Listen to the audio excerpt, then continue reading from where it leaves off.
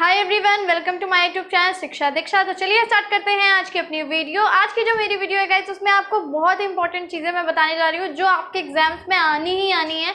And ये चीज़ वाकई में बहुत इंपॉर्टेंट है क्योंकि आज हम लोग पढ़ने वाले हैं पहले भारत के लोकपाल के बारे में एंड इसके साथ फिल्म फेयर अवार्ड के बारे में। सो गाइस, अगर अभी तक आपने मेरे चैनल को सब्सक्राइब नहीं किया है तो जल्दी से सब्सक्राइब कर लीजिए, बेल आइकन को प्रेस कर लीजिए एंड मुझे इंस्टाग्राम पे फॉलो कर लीजिए अगर आपने अभी तक नहीं किया है तो। एंड इसके साथ साथ अगर अभी तक आपने कोई भी मॉक टेस्ट सीरीज परचेस नहीं की है तो गाइस क्यों लेट कर रहे हैं, जल्दी से परचेस कर लीजिए तैयारी प्लस को। तो इसमें आपको 1500 प्लस मॉक टेस्ट मिलेंगे जिसमें आपको हर एग्जाम के लिए, आपने चाहे किसी भी चीज़ का एग्जाम फिल किया हो, आपको हर एक एग्जाम के लिए सारे के सारे मॉक टेस्ट मिलेंगे। तो गाइस जल्दी से परचेस कर लीजिए। मैंने लिंक में डिस्क्रिप्शन में लिंक डाल रखी है तो आप उससे ले सकते हो तैयारी प्लस। एंड वहाँ से जब आप बाय करोगे तो आपको 100 रुपीज़ ऑफ हो जाएंगे क्योंकि उसमें मैंने अपने कूपन कोड की लिंक भी डाल रखी है। तो आप उस कूपन कोड को अप्लाई करिए एंड 100 रुपीज़ आपके आराम से ऑफ हो जाएंगे और आप वहाँ से तैयारी प्लस को परचेस कर सकते हैं। तो चलिए गाइस स्टार्ट करते हैं जल्दी से।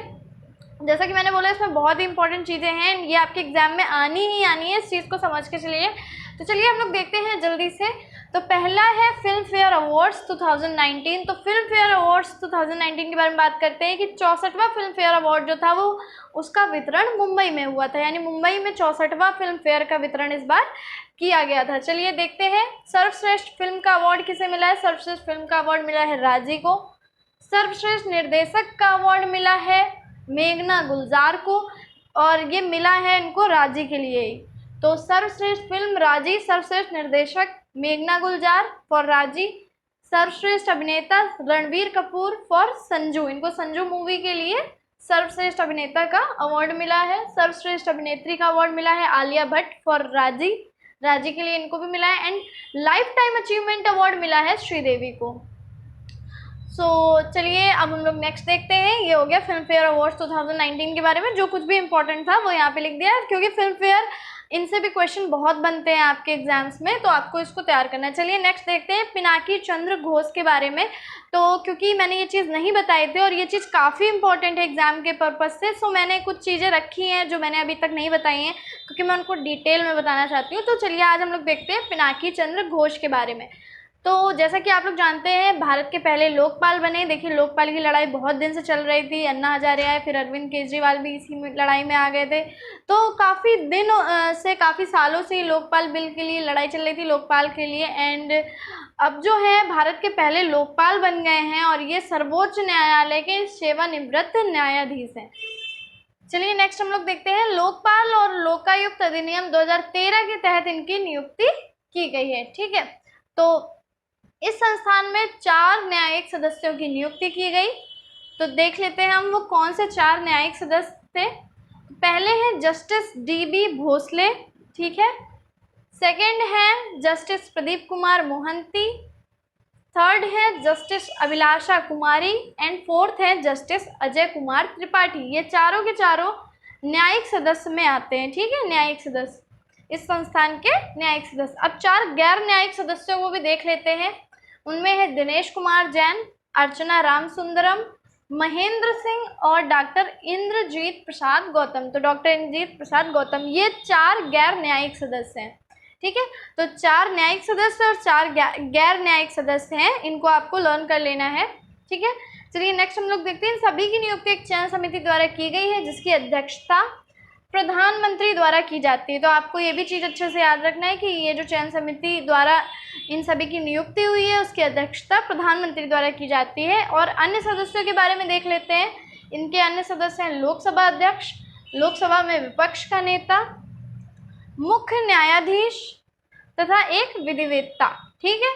तो लोकसभा अध्यक्ष, लोकसभा में विपक्ष का नेता, मुख्य न्यायाधीश और एक विधिवेत्ता इनके अन्य सदस्य हैं। चलिए कार्यकाल देख लेते हैं।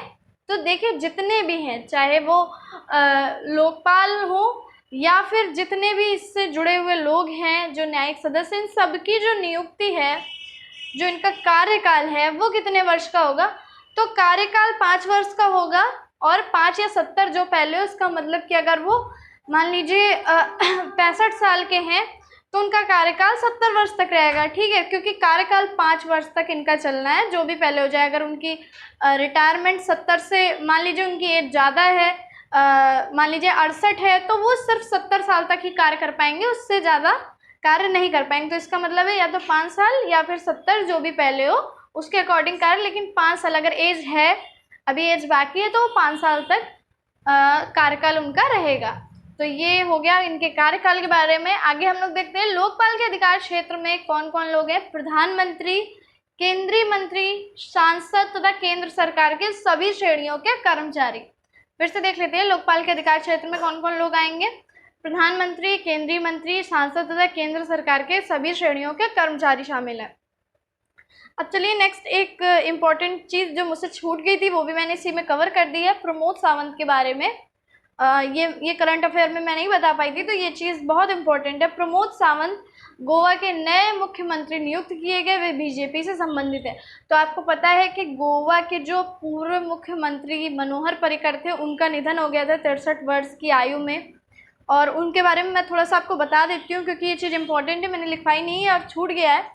सो उस चीज़ को मैं बोल के बता देती हूँ मनोहर पर्रिकर के बारे में, कि मनोहर पर्रिकर जो जिस समय उनका निधन हुआ, तो वो उस समय गोवा के मुख्यमंत्री के रूप में थे, कार्यरत थे। 63 साल की उम्र में उनका निधन हुआ। एंड इसके साथ साथ वो पहले ऐसे मुख्यमंत्री बने जो कि आईआईटी से पढ़े हुए थे। आईआईटी बॉम्बे से उन्होंने पढ़ाई की थी, मेटलर्जिकल इंजीनियरिंग में पढ़ाई की थी। तो इस तरह से हम लोग कह सकते हैं कि काफ़ी शिक्षित व्यक्ति थे और काफ़ी कम एज में उनका निधन भी हुआ। ये भी चीज़ एक काफ़ी बुरी हुई।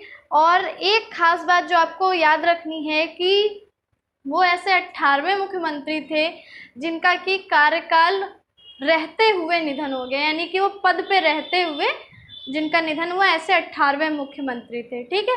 और ऐसे पहले मुख्यमंत्री कौन थे? तो ऐसे पहले मुख्यमंत्री थे असम के गोपीनाथ बारदोलई, ठीक है। इस चीज़ को अच्छे से याद रख लीजिए कि ऐसे पहले मुख्यमंत्री थे असम के गोपीनाथ बारदोलई। तो गाइज ये जो थी आज की वीडियो यहीं पे ख़त्म होती है। मैंने 2 चीज़ें मैंने सोचा था कि आप लोगों को अच्छे से बता देते हैं, film fair awards and Bharat के पहले लोकपाल। तो ये बहुत ही इंपॉर्टेंट है। भारत के पहले लोकपाल से क्वेश्चन अब आपके हर एग्जाम में आएंगे और ज़रूर पूछे जाएंगे। और भी ज़्यादा अगर आप डिटेल में इसको तैयार कर सकते हैं तो और ज़्यादा डिटेल में तैयार कर लीजिए, बहुत ही अच्छी चीज़ है।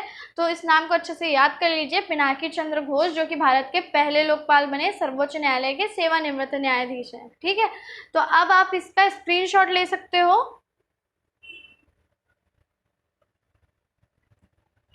तो गाइस कैसी लगी आपको आज की वीडियो, मुझे कमेंट में ज़रूर बताइएगा। वीडियो को लाइक करना मत भूलिएगा और सबके साथ शेयर कर दीजिएगा। तो चलिए मिलते हैं अपनी नेक्स्ट वीडियो में, तब तक के लिए पढ़ते रहिए, सीखते रहिए शिक्षा दीक्षा के साथ।